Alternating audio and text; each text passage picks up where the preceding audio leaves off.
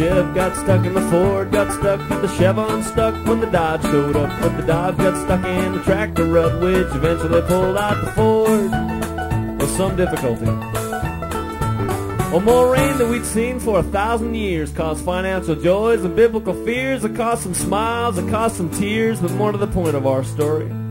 For the first time in the collective memory, that old brown prairie that had been so dry for so long was very muddy, boggy and sticky.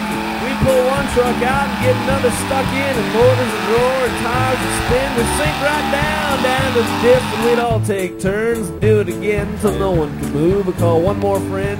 Come on out here, we need you. Bring your truck.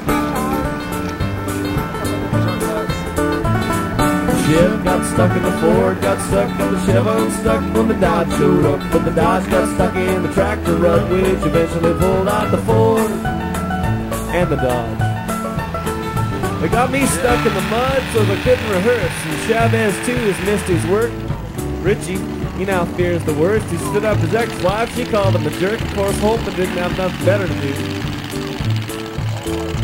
Except ranch. Chev got stuck in the Ford, got stuck in the Chevron, stuck when the Dodge showed up. But the Dodge got stuck in the tractor rut, which eventually pulled out the Ford. Well, it was truck after truck, we all got stuck, except the big old 4x100-ride truck.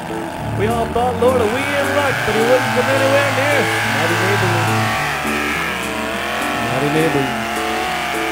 So we used a lot of our backs and little of our brains. We jacked up the jacks and snugged up the chains. We all did our very best to refrain from shoveling. We put what timber we had underneath the wheels. The wheels all out of sand and managed to steal 2 sacks of the best modern canola seed you ever did see. That ought to give us some traction. Chev got stuck in the Ford, got stuck in the Chevron, stuck when the Dodge showed up. But the Dodge got stuck in the tractor rut, which eventually pulled out the Ford. Epilogue. We spilled genetically modified canola seed that was genetically modified for controlling the weeds of big old yields of margarine oil and raised hell all over that native prairie soil.